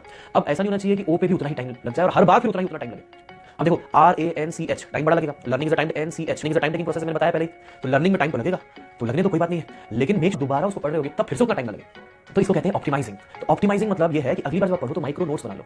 माइक्रो नोट्स बढ़ाने से क्या होगा कि आपको अगली बार जब पढ़ोगे तो सारी चीजें शॉर्ट में, कंसाइज में समझ में आ जाएंगी। बुलेट फॉर्म में हो, पॉइंट वाइज हो, या छोटे छोटे सेंटेंसेस में हो, या सिंपली वर्ड्स हो, कुछ इस तरीके से माइक्रो नोट्स बना लो। और आप जब ये करोगे तो आपको ये 1 से लेकर के 5 RANCH बार बार करने की जरूरत नहीं पड़ेगी। सीधा आप ऑप्टिमाइज्ड पार्ट में रहोगे और हमेशा उसी को पढ़ते पढ़ते आप पूरी चीजों को रिवाइज भी करते जाओगे। तो चलिए अब हम देखते हैं फॉर्म ऑफ लर्निंग। एक टॉपिक है हमारे पास, ये mixture of smoke and fog, haze and is most prominent during the modern diseases are reading वाला पार्ट। हम आते हैं एनालाइजिंग वाले। करना है कि आपने इससे क्या समझा। Photochemical smog, smog is a mixture of smoke and fog. इसका जो धुआं वगैरह जाता है उससे क्रिएट होते हैं, फॉग यूज करता है, वहीं से आपको स्मॉग होगा करेगा और साथ ही साथ जब वो केमिकल इंटरेक्शन सनलाइट हमने आगे कि सनलाइट के दौरान ही होगा और सुबह में केक बनाना है चाहिए, अंडा, अलग अलग चीजें समझना है कि 2 तरीके हैं हम यहाँ पे। RAN note making. Note making में देखो एक सिंपल सा शॉर्ट नोट मैंने प्रिपेयर किया है, इतना सारा पढ़ो इससे, तो नोट मेकिंग। उसके बाद हम आते हैं एग्जामिन करने पे। एग्जामिन करोगे रीडिंग के बाद अगर आप क्रिटिकली एग्जामिन, आप यहाँ पे ये समझ पाओगे कि सवाल बन सकते हैं। फोटोकेमिकल स्मॉगिंग कर दें, कॉजेस ऑफ फोटोकेमिकल, कॉज क्या है, इंग्रेडिएंट क्या है, तो वो बनेगा नहीं। They can ask you what the photochemical smog product क्या है, पूछा जाए कि भाई ऐसे बनता है, तब concentration of hydrocarbon stagnant air. लेकिन जब स्मॉग क्या है तब आपको ये बेकार तो बन सकते हैं। उसके बाद बात 10 हो गई और 5 पार्ट बनाया है, ठीक को दोहराऊंगा रादर देन दैट प्रीवियस बार दोहराऊंगा। तो इससे मैं अगली बार जब फोटोकेमिकल स्मॉग का फिनोमेना पढ़ूंगा तो मेरा कम से कम समय में ये काम पूरा हो जाएगा। कॉन्सेप्ट को पढ़ते हैं किसी चीज, ये सीक्वेंस ऑफ स्टेप्स होते हैं जो मैं इसको आदत में लाने में थोड़ा मेरे ख्याल से 8-10 दिन लगेंगे। पहले आप रीड करोगे, फिर एनालाइज करोगे, फिर नोट्स बनाओगे, उसके बाद फिर उसको क्रिटिकली एग्जामिन करोगे किस तरह के सवाल बन सकते हैं। उसके बाद दूसरों की हेल्प करोगे, अगर जरूरत पड़े दूसरों को, तो या आपको अपनी जरूरत भी तो है, दूसरों को समझाएंगे तो हमको भी समझ में आएगा। उसके बाद उन चीजों को ऑप्टिमाइज करोगे। तो ये जो सीक्वेंस ऑफ परफेक्ट लर्निंग का तरीका है मुझे लगता है दिए गए हैं, जिसमें जब तक हमारे एग्जाम्स क्लियर नहीं हो जाते हम एक मॉक की तरह, एक तपस्वी की तरह सबसे दूर रहते हैं और सिर्फ अपने गोल पर फोकस करते हैं। सेकंड आता है बाय मॉडल अप्रोच, जिसमें हम थोड़े दिनों के लिए किसी जगह पर जाते हैं, हमारा सेल फोन ऑफ होता है, कोई डिस्टर्बेंस नहीं होती, उस फोकस करके हम वापस नॉर्मल लाइफ में आ जाते हैं और दोबारा चले जाते हैं। थर्ड, इस टेक्निक में हम थोड़े रूम में जाते हैं जो कि वहां पर थोड़े आगे वापस अपनी नॉर्मल लाइफ वर्क करने लग जाते हैं, ठीक क्यों ना मिले हो। आप अपना मोबाइल बंद करके तरीके से अपना नेक्स्ट स्टेप कौन सा है। कैल न्यूपोर्ट स्टडी टेक्निक्स है, इनमें से एक बेस्ट मेथड है एक्टिव रिकॉल का। हमें से कई लोग इसे फेमन टेक्निक भी बोलते हैं। अगर हम इस बेस्ट स्टडी टेक्निक को यूज करना चाहते हैं तो पहले हम किसी टॉपिक को पूरे फोकस तरीके से पढ़ते हैं और फिर उसके बाद अपनी बुक को बंद करके उस टॉपिक को एक्सप्लेन करते हैं, बहुत ही स्लोली और पूरे सेंटेंसेस यूज करके। इस वक्त हम ऐसा प्रिटेंड करते हैं कि हम किसी को पढ़ा रहे हैं। हमें से कई स्टूडेंट्स को ऐसा लग सकता है कि वो इस टेक्निक को यूज नहीं कर सकते क्योंकि उनके घर में स्पेस कम है और इससे उनके घर वाले डिस्टर्ब हो सकते हैं। तो उसके लिए आप अपनी वॉल्यूम बहुत कम कर सकते हैं ताकि हम सिर्फ प्रिटेंड करें कि हम किसी को पढ़ा रहे हैं। वैसे आप अपनी वॉइस को रिकॉर्ड भी कर सकते हैं और उसे बाद में सुन सकते हैं ताकि आपकी रिवीजन हो जाए। कैल के अकॉर्डिंग ये बेस्ट मेथड है स्टडी का। इस मेथड से स्टडी करने से आप थक जाओगे क्योंकि आपका माइंड एक्टिवली काम कर रहा है और इसीलिए आप 4 से 6 घंटे में उतना सिलेबस का पोर्शन कंप्लीट कर लोगे जो आपके फ्रेंड्स 10 से 12 आवर्स में शैलो वर्क करके कंप्लीट नहीं कर पाते। नेक्स्ट आता है कि आप पोमोडोरो टेक्निक को यूज करें। बेसिकली ये टेक्निक कहती है कि आप 50 मिनट स्टडी करो, फिर 10 मिनट की ब्रेक लो, या फिर 25 मिनट स्टडी करो, फिर 5 मिनट की ब्रेक लो। अगर हम इस मेथड से स्टडीज के 2 फायदे हैं। इसका पहला फायदा ये है कि हम टाइम पर फोकस करते हैं, ना कि टास्क पर। अगर हम ऐसा करते हैं तो हमें ये टेंशन नहीं होगी कि सिलेबस कब खत्म होगा, क्योंकि हमें पता है कि हमने बस 25 मिनट ही पढ़ना है, फिर चाहे इस टाइम में एक चैप्टर खत्म हो या एक आर्टिकल। इस टेक्निक का दूसरा फायदा है कि हम स्टडीज को कम टालेंगे और वो इसलिए होगा क्योंकि आपने अपना स्टडी टाइम बहुत कम कर दिया है, सिर्फ 25 मिनट। इसलिए कम मोटिवेशन होने के बावजूद हम अपने माइंड को कन्विंस कर देंगे कि यार 25 मिनट ही तो पढ़ना है, चलो पढ़ लेता हूं, फिर चाहे 10 लाइन ही क्यों ना पड़ जाए। और जब हम 25 मिनट का एक सेशन दे देते हैं तो हमारा एक मोमेंटम बिल्ड हो जाता है और थोड़ा कॉन्फिडेंस भी आ जाता है और फिर आप ऐसे 25 या 50 मिनट के काफी सेशंस दे सकते हो। अब हमें से कई स्टूडेंट्स इस टेक्निक को इतना ज्यादा सीरियसली ले लेते हैं कि उन्हें लगता है कि एक्जैक्टली 25 मिनट ही पढ़ना है और एक्जैक्टली 5 मिनट की ही ब्रेक लेनी है, और ऐसा बिल्कुल नहीं है। बस इस कॉन्सेप्ट को समझिए कि हम इसे क्यों यूज कर रहे हैं और अपने कंफर्ट के अकॉर्डिंग टाइमिंग को थोड़ा ऊपर नीचे कर लीजिए। अगर हम ब्रेक की बात करें तो हम ब्रेक में कुछ भी कर सकते हैं, बस गोल ये है कि हमारा माइंड रिलैक्स होना चाहिए। वैसे मैं आपको रेकमेंड करूंगा कि आप इस टाइम में 5-6 डीप ब्रेथ्स लें और थोड़ा सा रूम में ही वॉक कर लें। नेक्स्ट टिप आती है कि study only for exam point of view. ये स्ट्रेटजी कहती है कि जब हम पढ़ रहे हो तो हमें सिर्फ अपने एग्जाम्स के लिए ही पढ़ना है, यानी एक्स्ट्रा चीजें बिल्कुल नहीं करनी है। कोई भी चीज जो आप पढ़ रहे हो अगर उसके एग्जाम में आने के चांसेस कम है तो वो एक बहुत बड़ा टाइम वेस्टर है और हमारा एग्जाम क्लियर होने की प्रोबेबिलिटी बहुत कम कर देगा। अब सवाल ये आता है कि हमें कैसे पता चलेगा कि सिलेबस का कौन सा पोर्शन ज्यादा इंपॉर्टेंट है। तो इसके लिए 3 इफेक्टिव मेथड्स हैं। पहला, हर टॉपिक खत्म करने के बाद उस टॉपिक के लास्ट ईयर के क्वेश्चन जरूर करें। उससे आपको ये पता चल जाएगा कि उस टॉपिक से कितने क्वेश्चन आते हैं और एग्जाम पॉइंट ऑफ व्यू से आपको उस टॉपिक में कितना एफर्ट देना है। सेकंड, उन लोगों से बात करें या उन टॉपर्स के इंटरव्यूज पढ़ें जो एग्जाम्स क्लियर कर चुके हैं, क्योंकि इन लोगों के पास एक्सपीरियंस है कि कौन सा टॉपिक ज्यादा इंपॉर्टेंट है। तो हमने सिर्फ अपनी गलतियों से नहीं सीखना है बल्कि औरों की गलतियों से भी सीखना है। इसीलिए हम भी इन्हीं टॉपिक्स पे ज्यादा फोकस करेंगे। और थर्ड है कि कोशिश करें कि हम वही बुक्स यूज कर रहे हो जो मैक्सिमम टॉपर्स ने उस एग्जाम्स के लिए पढ़ी थी। अगर हम ये 3 चीजें करते हैं तो हमें भी क्लियरिटी आ जाएगी कि एग्जाम पॉइंट ऑफ व्यू से क्या इंपॉर्टेंट है। इससे हम अपना आधा टाइम सेव कर सकते हैं और ज्यादा प्रोडक्टिव बन सकते हैं। नेक्स्ट आता है डिसिप्लिन। मत करो कि इसको रिवाइज रिकॉल करना, उसमें क्या ना, देख देख के पढ़ते रहो। और जब कंसंट्रेशन ना बने तो देख देख के लिखना शुरू कर दो। थोड़ी देर में कंसंट्रेशन अपना बन जाएगी। ना बने लिखते, देख देख के कॉपी करते जाओ, देख देख के कॉपी करते जाओ। कंसंट्रेशन बनेगी और आपको सब याद आता चला जाएगा। हम अपने आप को टेस्ट करना, एग्जाम बिल्कुल recall, just repeat, just keep on revising. जब कंसंट्रेशन ना बने तो उस टाइम पर सिर्फ और सिर्फ उसको देख देख के लिखना शुरू कर दो। आप किसी चीज को आसान सा क्वेश्चन उठाओ और उसको कॉपी करते चले जाओ। मन ठीक हो जाएगा जब, तो कंसंट्रेशन अपने आप बन जाएगी। हम चाहते हैं स्टार्टिंग से कंसंट्रेशन बना ले, ऐसा नहीं होता, राइट? तो धीरे धीरे धीरे करके लिखते जाओ। लिखने से माइंड अपने आप चेंज होता जाएगा, right? And the last, sure करना है कि जब हमें पढ़ना है तो फिर हमें पढ़ना है, चाहे फिर हमारा मूड कैसा भी क्यों ना हो, क्योंकि 90% टाइम हमारा मूड हमें स्टडी करने के लिए मना ही करेगा। इसलिए जब हमारा पढ़ने का मूड ना हो तो हम पोमोडोरो टेक्निक का यूज कर सकते हैं। जब हम 25 मिनट तक पढ़ लेते हैं तब मैक्सिमम केसेस में हमारा स्टेट ऑफ माइंड चेंज हो चुका होता है और एक मोमेंटम बन चुका होता है, और फिर उसके बाद हम 50-50 मिनट के या अपनी कैपेसिटी के अकॉर्डिंग ज्यादा सेशंस पढ़ाई में इन्वेस्ट कर सकते हैं। नेक्स्ट आता है stop complaining and start working. हम में से मैक्सिमम स्टूडेंट्स कंप्लेन करते रहते हैं कि मेरे पास घर में जगह नहीं है, लाइब्रेरी में जाने के पैसे नहीं है, कोचिंग के पैसे नहीं है, और हो सकता है शायद एक्चुअली आपको इसकी परवाह नहीं है, प्रॉब्लम है। तो हमारे पास 2 ऑप्शन है। वो इसे स्क्रिप्ट अपने माइंड में बना ले तो मैं यहाँ होता, अगर वो हमको अपने रिलेटिव सुनाते रहे, और खानों की स्क्रिप्ट आपने कि हम डिसाइड कर ले कि मेरे पास जो है बस यही है, लेकिन मुझे जो चाहिए वो चाहिए ही, और फिर हम उठें और मेहनत करके अपने गोल्स को पाले। देखिए हमारी कोई भी प्रॉब्लम हो, कोई ना कोई ऐसा जरूर है जिसकी हमसे भी बुरी हालत है, और वो उन गोल्स को पा ही लेगा जिनके हम सपने देखते हैं। आप अपनी कंडीशन बताइए और मैं आपको उससे भी वर्स्ट स्टोरी बताऊंगा जिसने अपनी लाइफ में उन प्रॉब्लम अपने गोल्स अचीव के बहाने नहीं माने हैं, कंसिस्टेंट रहना है। अगर हम नहीं है तो दोस्तों इस वीडियो में हमने 6 स्टडी टिप थी कि कोचिंग ट्यूशन सब ठीक है, लेकिन सेल्फ स्टडी के बिना एग्जाम क्लियर नहीं हो सकता। हमें कोशिश करनी है कि हम कम से कम 5 से 6 घंटे हर रोज सेल्फ स्टडी करें। इसमें हमने देखा था कि जब भी हम सेल्फ स्टडी करते हैं तो मोबाइल ऑफ करके किसी आइसोलेटेड जगह पर जाके पढ़ना है। इसके लिए हमें 4 by model approach, journalistic approach. फिर हमने देखा था कि जब भी हम स्टडी करते हैं, पढ़ने के बाद बुक बंद करके हमें सारे टॉपिक इस तरीके से बोलने हैं कि जैसे हम किसी को पढ़ा रहे हो। इसमें हमें कंप्लीट सेंटेंस यूज करने हैं और थोड़ा स्लोली बोलना है। इसे हम फेमेंट टेक्निक या एक्टिव रिकॉल भी बोलते हैं। थर्ड टिप हमने देखी थी कि हर 25 मिनट या 50 मिनट के बाद हमें ब्रेक लेनी है, और इसे हम पोमोडोरो टेक्निक बोलते हैं। बेसिकली इससे हम अपनी टालने वाली आदत को छोड़ सकते हैं। फोर्थ स्टडी टिप थी कि हमें सिर्फ एग्जाम पॉइंट ऑफ व्यू से पढ़ाई करनी है और एक्स्ट्रा कुछ भी नहीं पढ़ना। इसके लिए हमें लास्ट ईयर के क्वेश्चंस करने हैं और जो लोग एग्जाम्स क्लियर कर चुके हैं उनसे इंटरैक्ट करना है, चाहे उनके इंटरव्यूज पढ़ें, ताकि हमें पता चल सके कि किस टॉपिक में कितना एफर्ट डालना है। हमने 5th टिप देखी थी कि चाहे हमारा मूड ठीक हो या ना हो तब भी हमें स्टडी करनी है, और इसमें हम दोबारा से पोमोडोरो टेक्निक का यूज कर सकते हैं, क्योंकि जब भी हम 25 मिनट पढ़ लेते हैं तो ज्यादातर स्टूडेंट्स का मूड इंक्लाइन हो जाता है study and start work. Last video में पिछले साल बताई थी जिस बेसिस पे आपकी मेमोरी बढ़ सकती है, हमने करीबन 5 या 8 मिनट के लिए बेतहाशा दौड़ के आए, यानी पूरी के ऊपर ये एक्सपेरिमेंट किया कि early morning student around sunrise के आसपास उठे और करीबन 5 या 8 मिनट के लिए बेतहाशा दौड़ के आने में भीग जाए। 5 या 8 मिनट से ज्यादा होने में अगर आप अपनी पूरी एनर्जी से दौड़ रहे हैं, और उसका नतीजा ये होता है कि जब आप बहुत तेज डिग्री पे बेंड करके हाई भीग बॉडी पसीने से तर जाएगी, उस स्टेट में आपका हिपोकैम्पस या ब्रेन ऐसी स्टेज में होता है कि आप फिजिकली प्रूव किया गया है कि सकते हैं। तो वो चाह के भी बातें नहीं बेटे की स्टेट फोर्सफुल मेडिटेशन, ये कई वीडियोस में मैंने बताई है बात। सो जब हाई कार्डियो एक्टिविटी में आप जाते हैं मेडिटेशन स्कैन के स्टेज में क्या करिए, बायोलॉजी या केमिस्ट्री या शॉर्ट कंसंट्रेट करते हुए स्कैन करने की कोशिश कीजिए। My dear student, next 20 minutes to 30 minutes का पीरियड ऐसा होता है जिसमें आप जो कुछ स्कैन करेंगे उसके कॉग्निटिव मैप ब्रेन में ऐसे बिल्ड होंगे जो बहुत लंबे टाइम तक रिटेन करते हैं। इनको 1 या 2 बार भी रिवाइज कर लिया गया तो कम से कम 6 महीने तक रिवाइज करने की जरूरत नहीं पड़ेगी, ताकि बॉडी पाएंगे। वो सीधा सा है, टॉपिक की पढ़ाई को ब्रेक दे दीजिए, एक साथ पूरा खत्म मत कीजिए। ये भी अलग अलग तरीके से हमने कई वीडियो में बताया, बट मैं यहाँ पे पर्पसफुली बात कर रहा हूँ उन टेक्निक्स के बारे में जो फिजिक्स पढ़ रहे हैं तो एक सब्जेक्ट फिजिक्स, लेकिन उसको खत्म मत कीजिए, चैप्टर का ब्रेक कर दीजिए और साइड में हटा दीजिए। अगर आपको कंटिन्यू पढ़ाई करनी है, दूसरा आपने फिजिक्स को ब्रेक दे दिया, एक स्पेस क्रिएट कर दी, उससे फिजिक्स अदर देन बीच में 1 घंटा 2 घंटा 3 घंटा 4 घंटा 2 या 3 सब्जेक्ट या जो कुछ है वही फिजिक्स उठा लीजिए जो आपने 1-1.5 घंटे के लिए पढ़ा था और बुकमार्क से वापस शुरू कर दीजिए। ये ब्रेक देने के बाद जब आप वापस से एकेडमिक लेवल के ऊपर उसी टॉपिक के ऊपर आते हैं, कल बायोलॉजिकली प्रूवन हर स्टडीज के बीच में ब्रेक, इवन जो भी कंटेंट आप फॉलो बहुत लंबे टाइम तक रहता है। तो आप एक काम से उठ दिन में जिस भी सब्जेक्ट को, 1 सब्जेक्ट या 2 सब्जेक्ट आप जो पढ़ रहे हैं उसको ब्रेक देके कीजिए। अगर एक ही सब्जेक्ट होना जरूरी है और उनके चैप्टर ब्रेक दिया जाना जरूरी है, और जितना आप ब्रेक देंगे उस ब्रेक के अंदर कम से कम 3 या 4 घंटे के गैप पे हाई स्टेपिंग एक्सरसाइज जरूर कर लीजिए। अर्ली मॉर्निंग जो आप एक्सरसाइज करेंगे वो तो पूरी एनर्जी लगा के गीले होना जरूरी है पसीने में, लेकिन 4 से 5 घंटे में एक बार आप हाई स्टेपिंग एक्सरसाइज करते हैं, हिपोकैम्पस को पूरी तरह से ब्लैंक, तो वापस से ये रिटेन करने की स्टेज में आ जाता है। एक चीज सोचिएगा, हिपोकैम्पस ब्लैंक भूल गए, वो इंटेंसिटी पे ब्रेन के मैप बिल्ड होता है अपनी लाइफ तक, ब्लैंक करने का मसा है, बिल्ड होता है अपनी लाइफ तक, ब्लैंक करने का मसा है कि आप अगली ग्रास्पिंग के लिए अपने ब्रेन को रेडी कर रहे हैं। क्या वो किया 3 से 4 घंटे के बाद हाई स्टेपिंग एक्सरसाइज और पढ़ाई के बीच में ब्रेक देना, इसको इन्फ्यूज कीजिए अपनी मॉर्निंग एक्टिविटी को। 2 बार सुनते हैं तो तीसरी बार आप उसे आराम से गा लेते हैं, आप उसे याद करने की कोशिश भी नहीं करते, फिर भी वो आपकी जुबान पे आ जाता है। आपको कुछ ऐसा ही करना है दूसरी चीजों के साथ, आपको जो भी याद करना है उसको एक गाने के फॉर्म में बोलिए, उसको एक रिदम में बोलिए। जब आप इस तरीके से बोलेंगे तो वो रिदम रजिस्टर हो जाएगा और आप उसे याद कर लेंगे। अगर आपको ये सच नहीं लग रहा तो आप इसे ट्राई करके देख लीजिए। देखिए ब्रेक वो पक्का एक बात बोलेगा, क्या बोलेगा, मैं पक्का जो पूरे दिन में पढ़ता हूँ रात में उसको रिवाइज करके सोता हूँ, जो पूरे वीक में पढ़ता हूँ संडे को रिवाइज करके उसको खत्म करता हूँ, पूरे मंथ में पढ़ता हूँ कि लास्ट के 2 जो दिन है, मंथ के लास्ट के 2 दिन उनमें मैं उसको रिवाइज करके छोड़ता हूँ। तो रिवीजन इज द की। पता हम ह्यूमन है, हम लोग इंसान है, इंसान की जो माइंड है ना उसमें कितनी टेराबाइट हम बहुत और तुमने बार-बार उसका रिवीजन किया तो पक्का तुम्हें याद रहेगी। सो रिवीजन इज द की। अगर आप कोई चाहते हो सो इन दैट केस होती है जो पूरे दिन में पढ़ा वो रात को पढ़ के सोऊंगा, उसके बाद जो मैंने पूरे वीक में पढ़ा वो वीक के एंड में पढ़ के खत्म करूंगा, जो पूरे मंथ में पढ़ा मंथ के एंड में खत्म करूंगा। आज के लोग हमारे अंदर ये चीजें डालते हैं, क्या है उनको मैं प्रॉपर टाइप पे खत्म करके रिवाइज कर पाता हूं, क्या मेरे पास रिवीजन की टेक्निक है, ठीक है, तो रिवाइज कर पा रहा हूं कि नहीं कर पा रहा हूं, ठीक है, मेरी आंसर राइटिंग मेथोलॉजी कैसी है, क्या मैं अच्छा आंसर लिख पाता हूं, मेरे आंसर की गुणवत्ता क्या है, क्या मैं अच्छी ऐसे राइटिंग कर पाता हूं, क्या मैं टीचर के साथ चल पा रहा हूं, बहुत से ऐसे फैक्टर्स हैं जिनको आपको लिस्ट करना पड़ेगा। क्या मेरे पास मुझे डिजिटल टेक्नोलॉजी की समझ है, क्या मैं अपना टाइम बचाने के लिए स्मार्ट मेथड जानता हूं, क्या मुझे कोई नई है जहां पर रिवीजन करने की वापस इस्तेमाल करता हूं। सबसे पहली बेस्ट टेक्निक है plan for every 3 days, help you plan based on your progress. जरा समझिए ये कैसे टेक्निक यूज होती है। आप लोग क्या करना है, जैसे मैंने तो टॉपर्स को ऐसा देखा था कि पूरे दिन में जो पढ़ते हैं रात में रिवाइज करके सोते हैं, ठीक है, लेकिन आप लोग क्या कर सकते हो, हर 3 दिन से प्लान कर सकते हो अपने रिवीजन करने का कि भैया मैं 3 दिन पढ़ रहा हूं, जो 3 दिन के सोऊंगा अच्छे से, है ना, हर 3 दिन में मैंने पढ़ा अच्छे से उसके नोट्स भी बनाऊंगा, है ना, हर 3 दिन के अंदर आप रिवीजन किया, उसके शॉर्ट का मतलब समझो, शॉर्ट का मतलब बिल्कुल शॉर्ट नोट्स बनाने आपको, टू द पॉइंट नोट, आपको पूरा पूरा चैप्टर जो आपने पढ़ा वो एक ही पेज में आपको खत्म करना है। दूसरी टेक्निक देखो वो क्या है, दूसरी टेक्निक है yes break the session into parts. अब आपको क्या करना है, जब आपने 3 दिन सेट कर लिया, 3 दिन में मैं ये काम करूंगा और इस तरह से रिवीजन करूंगा 3 दिन बाद, समझ में आ गया, तो उन 3 दिन को आप क्या करो, अपना सेशंस में डिवाइड करो ताकि आपको याद रहे कि एक्चुअली में जब मैं रिवीजन करने जाऊंगा तो मुझे किस चीज का कैसे रिवीजन करना है, ये भी बहुत इंपॉर्टेंट है। तो आप हर दिन को क्या करो, 20-20 मिनट के लिए आप उसको डिवाइड करो, 20 मिनट का आप लोग पूरे सेशंस को 20-20 आपसे उसको डिवाइड कर दो, ठीक है, भी रख सकते हैं 20 मिनट क्यों रखे पता है, प्रिसाइज, ये भी बहुत इंपॉर्टेंट पॉइंट है। कई लोगों को पता ही नहीं होता कि रिवीजन करते कैसे हैं, वो सारे चैप्टर को ना एक एक लाइन को वापस से पढ़ते हैं। प्रिसाइज का मतलब क्या होता है पता है, प्रिसाइज का मतलब ये कि आपको टू द पॉइंट जो सबसे इंपॉर्टेंट पॉइंट है उन्हीं को फोकस करके ज्यादा दिमाग लगा के उन्हीं पे एम्फसाइज करना है।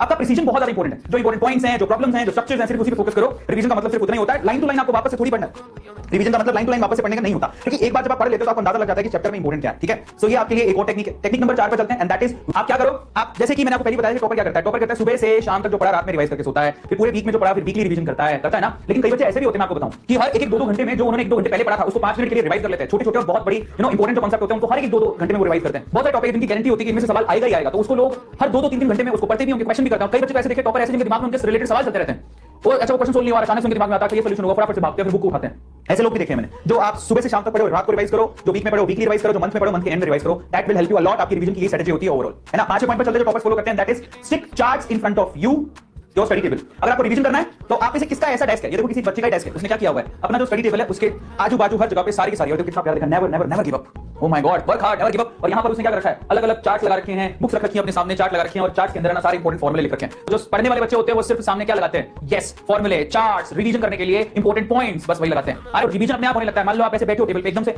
गर्दन उठा के ऊपर तो देखोगे तो कोई फॉर्मूला बार बार तुम भूल जाते हो और उसको बार बार देख रहे हो तो याद हो जाएगा, है ना। ये that is test yourself and see your progress. छठा पॉइंट है, रिवीजन का सिंपल तरीका होता है। अगर आपको वाकई में रिवाइज करना है तो रिवीजन करने के बाद आप लोग एक टेस्ट दो, आपको मालूम पड़ जाएगा कि आपका रिवीजन कितना इफेक्टिव था। अगर आप टेस्ट देते हो और टेस्ट के बाद आपको मालूम पड़ता है कि यार मेरे तो सारे कॉन्सेप्ट सही थे जो मैंने रिवाइज किया था, तो इसका मतलब आपका रिवीजन सही चल रहा है। और अगर आपने टेस्ट में अच्छा परफॉर्म नहीं किया, कहीं गलती कर गए, तो मालूम पड़ जाए कौन से पॉइंट पे गलती की, उसको दोबारा से रिवाइज करना। यही एक तरीका होता है एफिशिएंसी इंक्रीज करने का, और टॉपर्स ये काम करते हैं। और 7वां और आखिरी पॉइंट क्या है, and that is keep your worries away. अगर आपको रिवीजन करना है, ये टेंशन लेके काम नहीं हो सकता कभी जिंदगी में। You can't do anything with tension, कोई काम नहीं होता। रिलैक्स करो, रिवीजन इज इंपॉर्टेंट, और रिवीजन कैसे करना है दैट इज नॉट शक्तिमान नहीं हो तुम, इंसान की पावर समझो, ये है माइंड। तो बेसिकली क्या है, यहाँ पर क्या ट्रिक है, बेसिकली रिवीजन। बच्चे को ना जैसे रिवाइज करते हैं, छोटे बच्चे बोले मम्मा मैं तो समझ गया नहीं, मम्मा बहुत ही मम्मा नहीं। इस आप लोग हर दिन जितना पढ़ो रात में रिवीजन करके सो। और मैं आपको बताऊं, कोई भी टॉपिक पकड़ लेना, वो लास्ट में सोने से पहले पूरे दिन में जो उसने पढ़ा उसको रिवाइज करके सोता है भाई, उसको रिवाइज करके सोता है वो। और पता है रिवीजन का तरीका क्या होता है, मैं आपको समझाता हूं। रिवीजन का तरीका क्या होता है, आपने ये बुक पढ़ी, आपको कुछ नहीं बोलना है सिर्फ, और आपको पेन भी नहीं लेना है। ये बुक है, मान लो इसके अंदर आपको बहुत सारी चीजें लिख रखी हैं, तो पढ़ो, पेन दूर रख दो, सब कुछ दूर रख दो, बुक में देखो कि आपने क्या आज क्या चीजें पढ़ी चैप्टर के अंदर, ओके।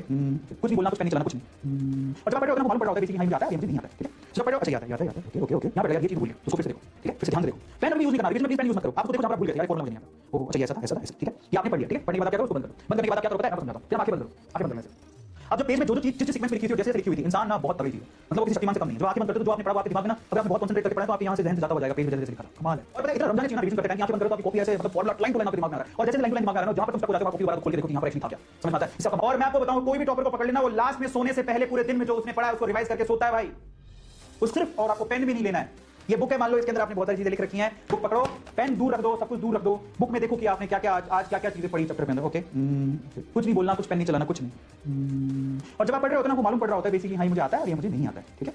तो जब पढ़ रहे हो अच्छा ये आता है, ओके यहाँ पढ़ गया यार, ये चीज भूल गया, तो उसको फिर से देखो, ठीक है, फिर से ध्यान से देखो। पेन अभी भी यूज नहीं करना, रिवीजन में प्लीज पेन यूज मत करो। आप उसको देखो जहां पर आप भूल गए थे, यार फॉर्मूला मुझे नहीं आता, ओहो अच्छा ये ऐसा था, ठीक है। ये आपने पढ़ लिया, ठीक है। पढ़ने के बाद आप क्या करो, उसको बंद कर दो। बंद करने के बाद आप क्या करो पता है, मैं आपको समझाता हूं। फिर आप आंखें बंद करो, आंखें बंद करना ऐसे।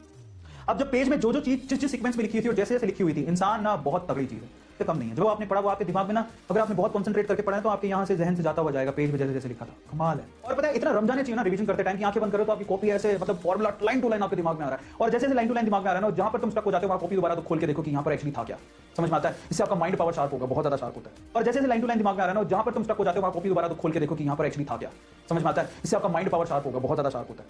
आप जितना अभ्यास करोगे, जितना प्रैक्टिस करोगे, और perfect practice makes man perfect.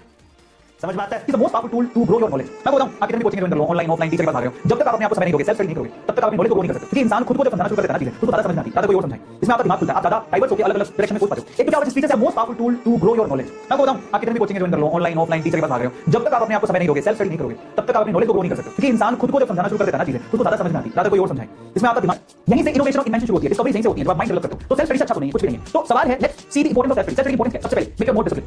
अगर आप सेल्फ स्टडी करते हो तो वो आपको ज्यादा अनुशासित बनाती है। अगर आप सेल्फ स्टडी करते हो, अपने आप को बिलीव करते हो, तो आपको लाइफ में ज्यादा अनुशासित बनाती है। क्योंकि आप लोग जानते हो कि वाकई में सेल्फ स्टडी से आप अपना एक रूटीन सेट करते हो, जिससे आप अनुशासित हो जाते हो जिंदगी में। तो सेल्फ स्टडी आपको डिसिप्लिन बनाती है। दूसरा जो सबसे इंपॉर्टेंट काम है, आपको बेसिकली इंप्रूव करती है प्रॉब्लम सॉल्विंग स्किल्स में। मैं आपको फिर से कहता हूं, अगर मैं आपको कोई सवाल देता तो आप और उसका जवाब भी दे रहा हूं, तो मैं आपको मेरा परसेप्शन बता रहा हूं उस क्वेश्चन को देखने का। लेकिन अगर आपके सामने कोई सवाल होता है, उसको खुद से आप सोल्व कर रहे होते, तो आपको वो 100 डायरेक्शन में सोच सकते थे। अब आप सोचो कि जिसने भी बल्ब इन्वेंट किया, मतलब कहते हैं लोग एडिसन ने किया, कोई कहता है एडिसन तो बल्ब बनाता है, क्या इसका मतलब उसे अब वो तो फेलियर नहीं मानता। वो ये कहता था कि मुझे 1000 ऐसे तरीके पता है जिससे बल्ब नहीं बनाया जा सकता। तो उसकी नॉलेज कितनी है? तो आप वाकई में जब आप खुद से प्रॉब्लम सॉल्व करते हो, खुद से सेल्फ स्टडी करते हो, खुद से एनालाइज करते हो, तो आपकी जो प्रॉब्लम सॉल्विंग स्किल होती है वो इंप्रूव होनी शुरू हो जाती है, जिससे लाइफ में भी आपको दिक्कत नहीं आएगी। समझ में आया? Number 3, build self confidence. जब आप सेल्फ स्टडी करते हो और चीजों को खुद से दुरुस्त करके सोल्व करते हो, तो आपका सेल्फ कॉन्फिडेंस भी बढ़ता है। अगर मैं आपको जवाब नहीं दे रहा हूं, तो आपका सेल्फ कॉन्फिडेंस इसी से बिल्ड होगा, अगर आप उस क्वेश्चन का आंसर निकालोगे तो। चौथा, fourth, you can learn at your own pace. Self study क्या होता है? आप अपने पेस के हिसाब से अपने आप को देखते हैं। देखो आप कोचिंग जाते हो, तो कोचिंग में क्या होता है कि आप टीचर को पढ़ा रहे हो, हर बच्चे को सेम समझ के पढ़ा रहा है। अब उसमें बच्चे ऐसे होते हैं, एवरेज होते हैं, तो पूरे भी होते हैं, जो इंटेलिजेंट होते हैं। अब ज्यादा कोचिंग सेंटर में इंटेलिजेंट को ध्यान रखते हुए क्लास ली जाती है, उसको पढ़नी पड़ता है, एवरेज को समझ में आया कि नहीं आया, या फिर पूरे को समझ में आया कि नहीं आया। लेकिन जब आप सेल्फ स्टडी करते हो, तो आपकी कंपटीशन में कोई है नहीं, तो आप जानते हो कि आपकी प्रॉब्लम क्या है, आप कितनी पेस से पढ़ सकते हो। जब आप सेल्फ स्टडी करते हो, तो आप अपने तरीके से उसको स्टडी कर सकते हो, अपने पेस से उसको स्टडी कर सकते हो। ये सबसे बड़ा फायदा होता है। तो आपकी सेल्फ स्टीम भी बनी रहती है कि नहीं यार, मुझे जिस बेस समझ में आता है, चाहे मैं आज दिन में प्रॉपर्टी जैसे 4 चैप्टर नहीं कर पाऊंगा, लेकिन एक तो कर पाऊंगा, और वो एक अच्छे से करूंगा।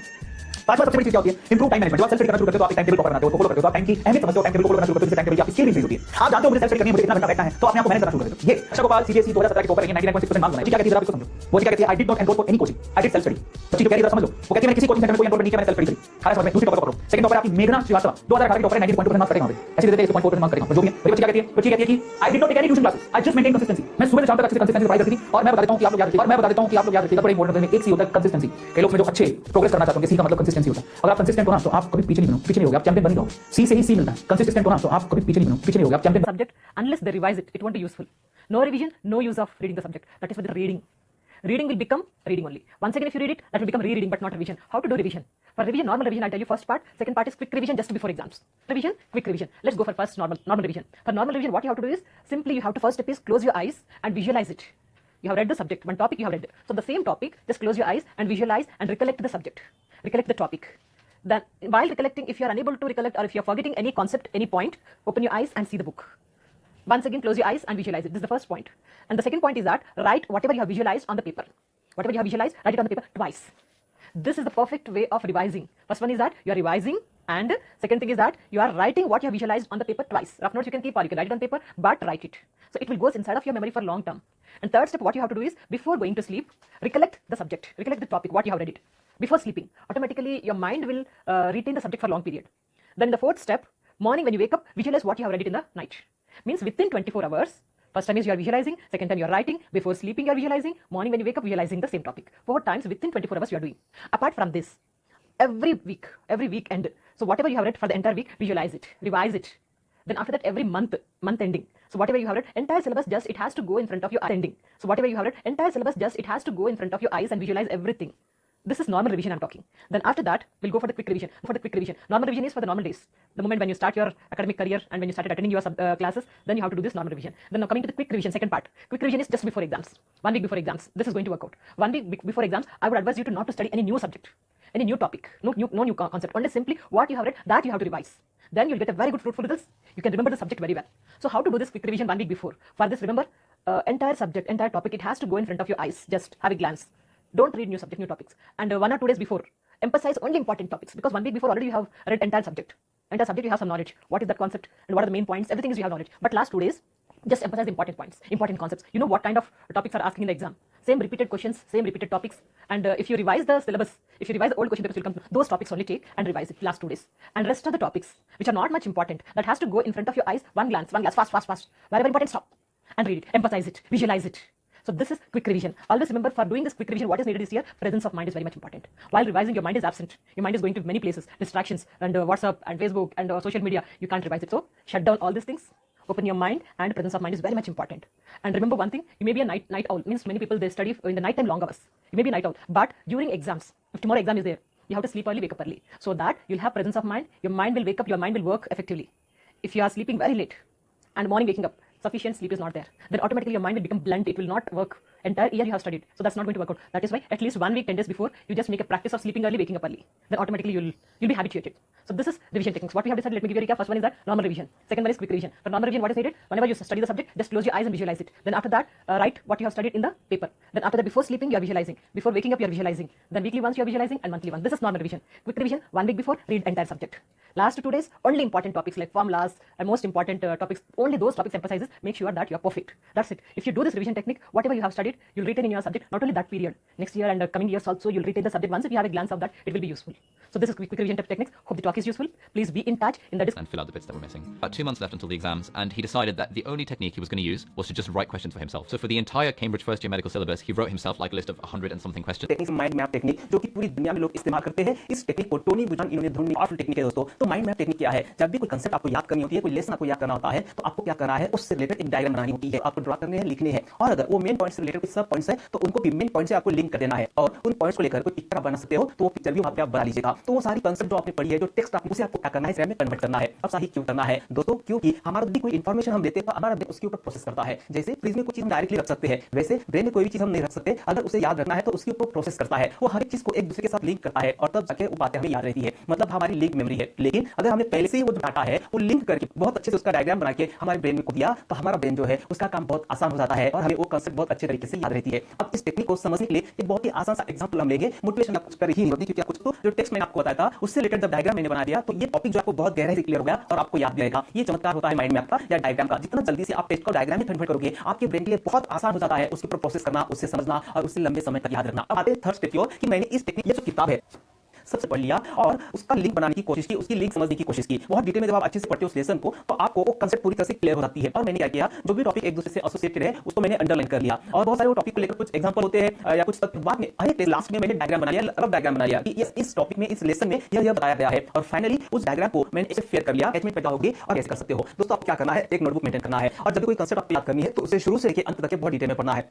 और उसके बाद उसमें शुरू से लेकर अंत तक एक लिंक ढूंढने की कोशिश करनी है। बीच में क्या कुछ एग्जांपल्स रहेंगे, कुछ कंसेप्ट तक बताए दिए जाएंगे और उन्हें स्किप करके पहले तो वो लिंक ढूंढने की कोशिश करना है। और शुरू से लेकर अंत तक अगर आप अच्छे से पढ़ोगे तो आपके सारे पॉइंट्स की लिंक आपको मिल जाएगी और बाद में उस लिंक को आपको क्या करना है, एक डायग्राम में कन्वर्ट करना है। नेक्स्ट, एक ही मेमोरी टेक्निक के ऊपर डिपेंड मत रहना। बहुत सारी मेमोरी टेक्निक्स होती है, किसी ट्रस्ट कीजिएगा। तो रिवीजन बहुत इंपॉर्टेंट है। फ्रीक्वेंटली अगर बहुत प्रॉपर तरीके से आप रिवीजन करते हो तो ये सारे जो डायग्राम्स है ये अपने आप आपको याद रहते हैं। नेक्स्ट, माइंड मैप जो है वो आपको खुद को ही बनाना है। किसी और का माइंड मैप अगर आप लेते हो और वही आपके नोटबुक में उतार लेते हो, कॉपी कर लेते हो, तो आपको याद नहीं रहेगा, वो कंसेप्ट आपको याद नहीं रहेगी। तो माइंड मैप जो है या वो जो डायग्राम है वो आपको खुद को ही बनानी है। और सबसे अंत में दोस्तों, विल पावर, स्किल जितने इंपॉर्टेंट होते हैं और हमारे अंदर जरूरी होती है। पावर नहीं है तो दुनिया भर की हम सीख लेते हैं, तो फिर भी हम उसे अप्लाई नहीं कर सकते। टेक्निक जैसा कि जैसे आप पेपर देंगे आपको उन चैप्टर्स के दिमाग में फोटोज आएंगी। और देखिए है, जैसे ही आप चैप्टर फिनिश कर देते हैं, जब आप उसको रिवाइज करने के लिए बैठेंगे, आपको नॉर्मली जैसे आप पन्ने पलट के रिवाइज करते हैं ना, वैसे नहीं करना है। आपको एक शांत सी जगह पे जाकर बैठना है, अपनी आईज क्लोज करनी है और आपने उस चैप्टर में जो पढ़ा है शुरू से लेकर एंड तक एक फ्लो चार्ट की तरह अपने दिमाग में उसको रिवाइंड करना है, आईज क्लोज करके। जैसे ही ये 4 से 5 मिनट प्रोसेस आपका पूरा हो जाता है, ठीक है, उसके बाद जब आप वापस रिवाइज करेंगे तो वो आपके दिमाग में फॉर एवर आपका इम्प्रिंट हो जाएगा। इतनी ज्यादा स्टेप आपको ये शुरुआत है। आप एग्जाम किससे देते हो, मेमोरी बेस देते हो, तो हमें सबसे ज्यादा फोकस किस पे करना चाहिए, मेमोरी में इनपुट डालने के लिए। तो आप क्या करें, इस टेक्निक को कैसे यूज करना है, मेमोरी का बहुत रोल है। आप एक शांत जगह पर बैठ जाएं जहां आपको कोई डिस्टर्बेंस नहीं हो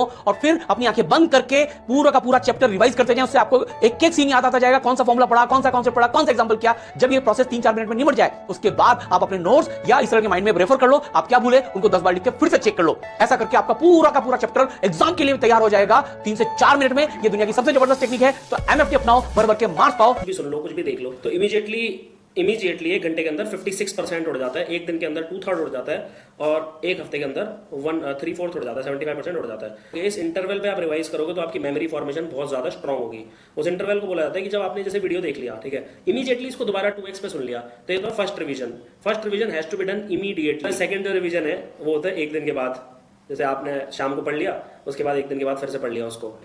फिर तीसरा जो थर्ड रिवीजन होता है वो 1 हफ्ते के बाद होता है। फोर्थ रिवीजन 1 महीने के बाद होता है। तो इमीडिएटली 1 डे, 1 वीक, 1 मंथ, ये 4 रिवीजन जिसने कर लिए उसकी मोर और लेस लॉन्ग टर्म मेमोरी में जा चुका है। वो दोबारा जब भी पढ़ेगा उसको बहुत ऐसे जल्दी हो जाएगा, ठीक है। Or GCSEs, active recall and spaced repetition. This is a scientifically proven effective method of revising exam content and increasing your chances of remembering it over less effective methods like rereading, summarizing and highlighting your notes. Active recall is the process of testing yourself without looking at any other information. So So this could be using flashcard questions, drawing up mind maps from memory, or papers. Spaced rapid testing process at regular intervals. Some flashcard questions on वो miss हो गया तो ये book अच्छी थी, ये पढ़नी चाहिए थी, वो पढ़नी, doesn't matter.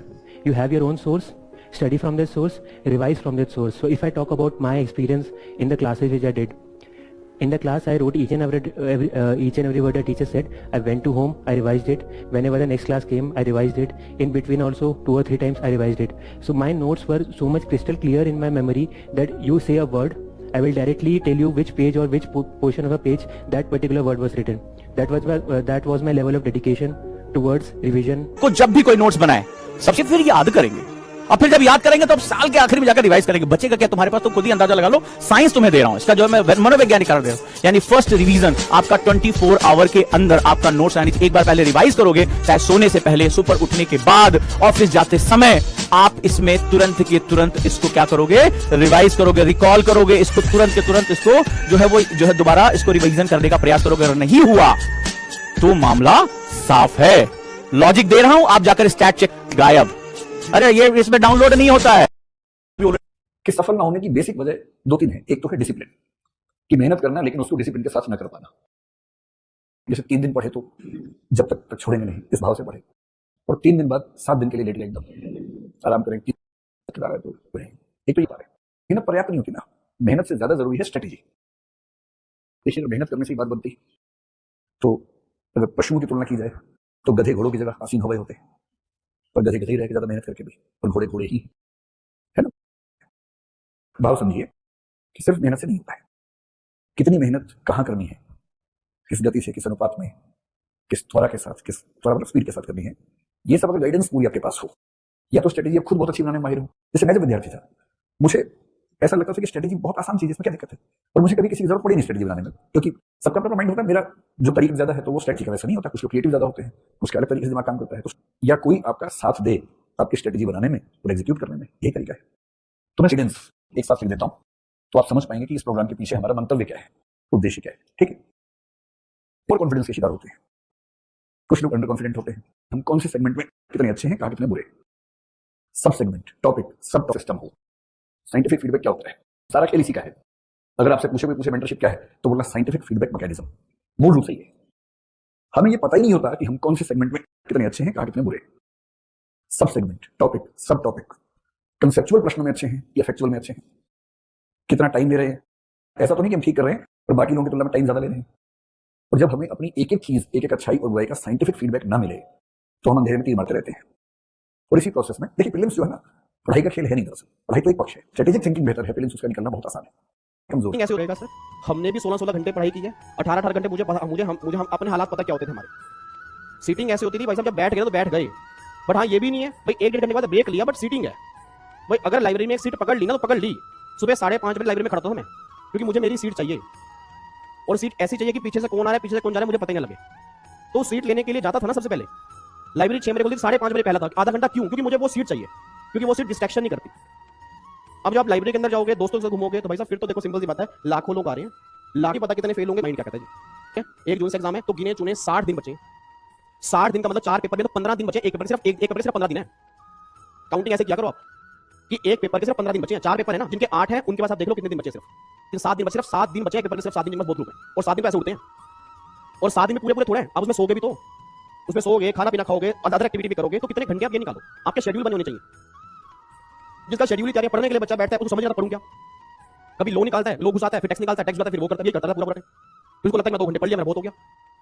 अभी मैंने जो प्रोफेशनल के रैंक, उन्होंने अपनी दीवारें दिखाई हैं कि सर ये देखो दीवार पे डेली वो टिक करते थे 7 से 11, 11 से 12, 12 से. आप ये नहीं पढ़ते हो तो साइड पे अपनी स्टडी चेयर रखो, और इधर साइड पे एक साइड में टेबल चेयर. जिस चेयर पे आप पढ़ते हो, लिखते हो, उस चेयर पर रिवीजन नहीं करना है. रिवीजन के लिए you have to sit on the other chair, and then you have to relax yourself, close your eyes, and then you have to recall whatever you have just study. Recall, revision करना है आपको. ऐसे मैंने आपको हमेशा बताया how to revise. Revision आए हुए हैं, आप देख सकते हो. दूसरी चेयर पे बैठ तरीके से रिवीजन पढ़ सकते हो. दूसरी चेयर पे बैठ के अपना आंख बंद करके आराम से सर रख के रिकॉल करो. ये पढ़ा था, इसके बाद ये हुआ था, इसके बाद ऐसे करके you can recall the things. अब उससे क्यों होगा सर, ये क्या हो जाएगा सर? चढ़ना है क्योंकि आप सेट हो जाएगा. चारों के चारों डेफिनेशन 5 बार लिख के लाना, याद करके. फिर भी अगर तुम सेटिंग करोगे, दूसरे दिन ये 10 टाइम्स हो जाएगा.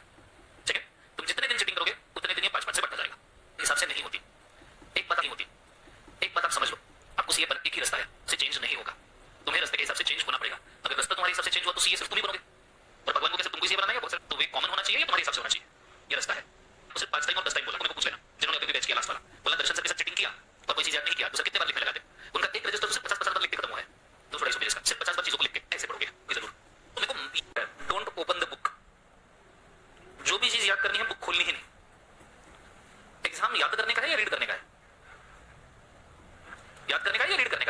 याद करेगा तो बुक ओपन करके याद करते हैं या बंद करके? तो step number 1, don't open the book. समझ में आ रहा है? स्टेप नंबर 2, जो भी याद करना है, try to remember. Try to remember. So try to कैसे? कुछ पढ़ा नहीं तो कैसे याद होगा? चलो कुछ याद नहीं आएगा, कुछ चीज नहीं, ठीक है? इतना तो याद आएगा कि दिखता कैसा है डेफिनेशन, कि भाई पहले एक लाइन थी, फिर 2 पॉइंट्स थे, इतना तो याद आएगा। तो थोड़ा और अंदर जाओ, थोड़ा सोचो। सो सबसे पहले इसके अंदर स्टेप नंबर ए, याद करो वो पेज का स्ट्रक्चर कैसा है, ठीक है? कि तुमको उसका ग्राफिक व्यू आ रहा है क्या, उसका स्ट्रक्चर याद आ रहा है क्या डेफिनेशन कैसा दिखा था वो याद आ रहा है क्या? वही याद नहीं आया तो तकलीफ है, लेकिन याद करो स्ट्रक्चर कैसा है, ठीक है? स्ट्रक्चर याद आया, फिर जाओ उसके लाइन नंबर 1 पे, फिर लाइन 1 याद करो, ठीक है? 10-12 सेकंड देने लाइन 1 याद करने के लिए कि लाइन 1 क्या था, ऑफर का डेफिनेशन है, ऑफर का लाइन 1 क्या था, 5-10 सेकंड दे देने, ठीक है? कुछ याद आया कोई बात नहीं, रिमेनिंग पार्ट लाइन 2, फिर लाइन 3, फिर लाइन 4, ऐसा रिमेनिंग पार्ट याद करो। समझ में आ रहा है सबको? है ना? और फिर पॉइंट नंबर डी यहां नहीं आएगा, पॉइंट नंबर 3, अब बुक ओपन करो एंड रीड डेफिनेशन। जो भी डेफिनेशन है उसको रीड करो, और फिर जो तुम भूले हो, whatever you have forgotten, wherever you have made a mistake, whatever you think which is special to be remember, such as keywords, ये सब चीजों को मार्क कर दो। सर लेकिन मेरे को कुछ भी याद नहीं आया, पूरी डेफिनेशन मार्क कर दो। बुक तुम्हारी है, ठीक है? अच्छा ठीक है। उसके साथ किसी को जाने की जरूरत है या अकेला जा रहा है? हाँ ठीक है। ये कोई स्पेशल पॉइंट है या कोई कीवर्ड है, जैसे keyword such as signifies is assent, या signifies is permission, opinion, intention of obtaining assent, ठीक है? टू डू और एब्सटेन फ्रॉम डूइंग, ये कीवर्ड्स है। एब्सटेन, असेंट, सिग्निफिकेंस, ये कीवर्ड्स है, तो इनको आपने मार्क करना। फिर step number 5, again close the book, again try to remember. Step number 6, repeat, जब तक याद नहीं होता रिपीट। अच्छा समझ में आ रहा है? जब हम बच्चा करते हैं, there is not learning, there is just reading. Novel इस तरीके से पढ़े जाते हैं, मैगजीन इस तरीके से पढ़े जाते हैं, स्टडी बुक्स नहीं। आपको उसको याद करना है, आपको कंटेंट प्रेजेंट करना है। अब एक्चुअली आप बोलोगे सर ये तो मगब वाला सिचुएशन करने के लिए बोल ही नहीं रहा। आप अगर इसको कंसेप्चुअली भी याद कर लो ना, और थोड़ी बहुत वर्ड इधर उधर कर दो, मेरे को कीवर्ड चाहिए और मेरे को कंसेप्ट चाहिए, नहीं ज्यादा ड्रॉप्स रहेंगे सेटिस्फैक्शन के, हमारा कॉन्फिडेंस रहेगा। उस पीरियड में दूसरा सबसे बड़ा टास्क था कि राइटिंग प्रैक्टिस करना जरूरी था, क्योंकि हाथ की स्पीड कम हो चुकी थी और एग्जिस्टिंग स्पीड में तो मैं आधा ही पेपर लिख सकता था। तो राइटिंग स्पीड बढ़ाने के लिए क्या करूं? और दूसरी बात यह थी कि दिमाग को शॉक लगा था, तो कुछ भी पढ़ता था तो याद नहीं रहता था। तो तब मैंने खुद को एक आदत लगाई कि मैं जो भी पढ़ता था ना, मैं उसको लिखता था, जो भी पढ़ता था उसको लिखता था, जो भी पढ़ता था उसको लिखता था, पढ़ता था याद करता था लिखता था, पढ़ता था याद करता था लिखता था, पढ़ता था याद करता था लिखता था। और ऐसे मैंने 8 से 10 रफ बुक भर दिए, ज्यादा ही, मतलब मेरे को एग्जैक्टली याद नहीं, बट मैंने 8 से 10 तो मेरे को कंफर्म याद है मैंने भर दिए। हो सकता है ज्यादा 10-15 भी बुक मैंने भर दिए होंगे, मतलब नियरली 2200 पेजेस का एक रफ बुक। अगर मैं बोले 8-10 बुक अभी भी मेरे अमरावती के घर में शायद पड़े होंगे। 2000 पेजेस मैंने सिर्फ लिखे हैं पागल जैसे, उन 45 दिनों में, कम 22 दिनों में सिर्फ 2000 बुक सिर्फ लिखे, पागल जैसे लिखे हैं, सिर्फ हाथ को प्रैक्टिस करने के लिए। तू चल जिंदगी के अंदर, तेरे को रुकना नहीं है। कई बार रात को जब पूरा लिखने का काम हो जाने के बाद मैं बैठता था, मेरी ये सब नसें, पूरा हाथ दर्द करना शुरू करता था, तब मेरे हाथ को लिखने की एक आदत हुई। मैं आज के डेट में भी ये जो रिंग फिंगर तो नॉर्मली वो पेन कंसिस्टेंट अभी भी चलता है, पर मैं बोला नहीं, उस वक्त लिखना है मतलब लिखना है। 2-3 हजार पेज लिख डाले, इतना कॉन्फिडेंस आ गया कि राइटिंग स्पीड सही हो जाएगी। 2 में कोई एग्जाम थी, if I am not wrong, effectively मैं 35 से 40 का 17 से 18 घंटे इफेक्टिव लिख ही रहा था, जो मिलता था सब लिख रहा था, तो इफेक्टिव तो होना ही था। पर सुबह में तू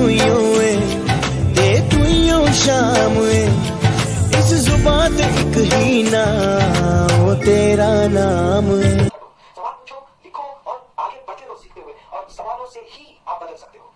एंड देन करें उस चैप्टर को अपने शब्दों में समझाने की कोशिश करें, समझने की कोशिश करें अपने शब्दों में। अपने पेन को समझाएं, या फिर आईने के सामने खड़े हो जाएं और अपने आप को समझाएं और अपने शब्दों में समझाएं। क्योंकि जब आप अपने शब्दों में किसी थ्योरी को समझते हो, तो उस थ्योरी पर आप कंप्लीट मास्टरी हासिल कर चुके होते हो, जैसे एक टीचर मास्टरी हासिल कर चुका होता है। तो अपने शब्दों में आपको उस चीज को सीखना है, और ये चीज डेफिनेशंस फॉर्मूले पर लागू नहीं होती, क्योंकि डेफिनेशन जैसे है वैसे लिखना पड़ता है। लेकिन बाकी जो सारी चीजें हैं, जब वो थ्योरी पार्ट है, वो आप अपने शब्दों में सीखने की कोशिश नहीं, बस आप अपने शब्दों में ही सीखें।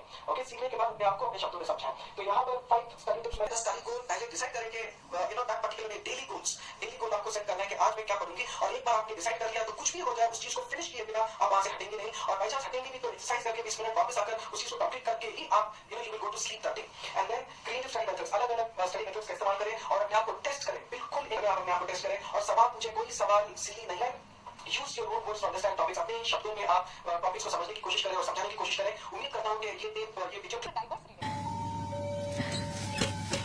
लोगों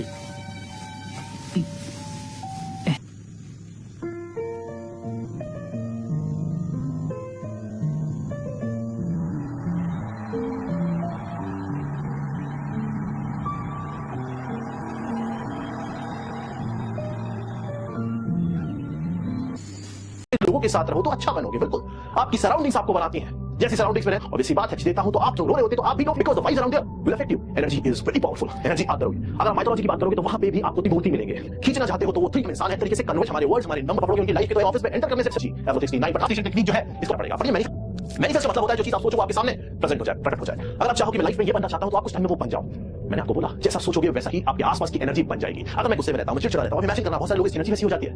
हमारे आसपास की एनर्जी नेगेटिव हो जाती है। अगर नेगेटिव तरीके से नेगेटिव लोगों के साथ रहिए, हम भी वैसे होने लग जाते हैं, क्योंकि एनर्जी ट्रांसफर होती है। बट अगर मैं मेरे जो थॉट्स हैं उन थॉट्स में पॉजिटिव और वो एनर्जी खींच के लेके आऊं, जिस एनर्जी में पावर है, तो कहीं ना कहीं वो एनर्जी, वो थॉट, जिस थॉट के थ्रू मैं उस चीज को खींच रहा हूं, मेरे बाकी के नेगेटिव थॉट को ओवरकम करेगी और मुझे वो चीज दिला देगी जो मैं चाहता हूं। 369 मैनिफेस्टेशन टेक्निक क्या होती है? टेक्निक ये टेक्निक ये कहती है कि जब आप सुबह उठते हो, जब आप सुबह उठ जाते हो, जब सुबह उठते हो, आपको एक कॉपी और पेज और पेपर या जो बन जाए ले लो और एक पेन लेना, उसके साथ कॉपी पेज पेपर सभी चीजें होती है, उसके साथ में एक पेन लेना है और आपको थोड़ी देर तक बैठ के जो भी आप चाहते हो, जो भी आप सोचते हो, उसको 3 बार लिखना है। जो भी आप चाहते हो, मान लो फॉर एग्जांपल आप एग्जाम निकालना चाहते हो, I want to clear UPSC, I want to become IAS officer, I want to become a success paper, सभी चीजें होती है, उसके साथ में एक पेन लेना है और आपको थोड़ी देर तक बैठ के जो भी आप चाहते हो, जो भी आप सोचते हो, उसको 3 बार लिखना है। जो भी आप चाहते हो, मान लो फॉर एग्जांपल आप एग्जाम निकालना चाहते हो, I want to clear UPSC, I want to be I want to entrepreneur, I want to do that, you have to write 3 sentences, 3 you can say that. 3 ऐसी ड्रीम जो आप देखते हो वो आपको उसमें लिखनी है। आपने एक बार लिख दिया उसको 3 बार सुबह, 3 कोई भी ड्रीम जो भी आप चाहते हो आपने लिख दी। 3 सेकंड, 17 सेकंड, बहुत ध्यान से बात को सुनना। 17 सेकंड तक उस चीज को विजुअलाइज करना है, अपने आप को उस जगह पे उस चीज पे बैठा के देखना है। आप एक ऑफिसर बन गए हो, इमेजिन, एंड आपने अपने आप को इमेजिन किया है कि मैं जा रहा हूं गाड़ी में, मैं स्पेस में बैठ रहा हूं, पेपर है वो you want, you can imagine, but just put yourself in that particular dream and just try to visualize. आपको विजुलाइज करना है for 17 सेकंड। ये सुबह का काम है। उसके बाद दोपहर में खाना खाने के बाद you have to repeat the same thing but now 6 times। अब आपको 6 बार उस चीज को लिखना है और 6 बार 6, 3, 6 and 9 multiple of 3 3 is a very powerful, 3 is very powerful and 3 has the power to attract positive and powerful energies। Actually क्या होता है ना, साइंस में आपको बताओ तो आप जब किसी चीज हो ना तो वो थॉट प्रोसेस के अंदर जाती है और वो जो थॉट होता है जब आप 17 सेकंड तक उस चीज को विजुलाइज करते हो ना, वो पावरफुल हो जाता है। और जब होता है तो हमारे अंदर और भी बहुत सारे थॉट्स होते हैं, उन सबको वो आउटकास्ट कर देता है और वो मेन थॉट बन जाता है आसपास और हमारे आसपास और हमारे अंदर उस तरीके की वाइब्स क्रिएट करता है कि हम उस चीज को पाने के लिए आगे बढ़ने लग जाते हैं। और ये रियलिटी हमेशा कोई बोलता है जो आप चाहते हो वो आप पा सकते हो, यही उसके पीछे का कांसेप्ट है। तो पहले 6 times you have to write these things and then you have to visualise again for 17 seconds. आपको इमेजिन करना है, आपको फिर से 6 बार लिख के रात को सोने से पहले अपने दिमाग में, अपने थॉट प्रोसेस में आपको दोबारा से वो डालना है और बढ़िया स्ट्रांग करके डालना है, क्योंकि पूरी रात आप उस चीज के साथ सोने वाले हो। 9 times you have to write. थोड़ा सा टाइम लगता है इसमें, बट अगर आप इसको 33 डेज या 45 डेज, टोटल शुड बी 6 और 9, अगर आप इसको कर लेते हो तो आप खुद ब खुद अपनी लाइफ में चेंज देखने लग जाओगे। बिल्कुल सच बता रहा हूं, बिल्कुल सच और प्रैक्टिकल बेस्ड चीजें हैं, ये होती है। जो हम सोचते हैं वही हम करते हैं, वही होता है। जब हम सोचेंगे ही नहीं, अगर मैं 10 चीजें सोच रहा हूं, 10 चीजों को सोचने की कैपेसिटी, बहुत ध्यान से सुनना, सोचने का लेवल, सोचने का जो क्या कह सकते हैं डेटम से ऐसे मान लो लेवल है ना, पे हमें लाइफ में आगे बढ़ा रहा होगा। कुछ पॉजिटिव है तो मेरा जो मेन हो जाता है, बहुत ध्यान से समझना। थॉट प्रोसेस पे ज्यादा फोकस करूंगा तो बाकी के नेगेटिव और बाकी के छोटे-छोटे पॉजिटिव थॉट से ऊपर जाएगा, तो मेरी लाइफ को वो गवर्न करेगा, मेरी लाइफ को वो गवर्न करेगा और वो मुझे आगे लेके जाएगा। बिल्कुल सच है, बिल्कुल रियलिटी है। आपको अपने थॉट प्रोसेस पे, अपने शॉर्ट टर्म से लॉन्ग टर्म, अपने मेन फोकस, अपने सबकॉन्शियस माइंड में इस चीज को फिट करना है जो आप चाहते हो। फिट करने के लिए you have to attract powerful energy of the universe and for that मैंने देखा है, मुझे पता नहीं था ये टेक्निक होती है। मैं हमेशा देखो सुबह उठता था ना तो मैं लिखता था चीजें जो मैं चाहता था। रात को मैंने आपको पहले भी बताया, लिख के सोना, वो मैं करता था। मैं अपने थॉट प्रोसेस में इस चीज को हमेशा रखता था कि मुझे ये चीज करनी है। आज भी जो मेरे मन में होता है ना, अभी मेरे दिमाग में 2 और नई स्टार्टअप का प्लान चल रहा है। ऑब्वियसली मैं रहता हूँ ये कैसे करना है, ये कैसे करना है, कभी मेरे दिमाग में इंप्रूव करना है, इसको ऐसे इंप्रूव, ये करना है, सारी चीजें मैं सोचता हूँ, प्लान करता हूँ। तो जब तक सोच नहीं करोगे तब तक आगे नहीं। कैसे सोचूंगा? CS का रिजल्ट मेरे हाथ में है एंड मैं पास हूँ। इमेजिन करो, सुबह 3 बार इमेजिन कर लिखो एंड 17 सेकंड तक उसे विजुअलाइज करो।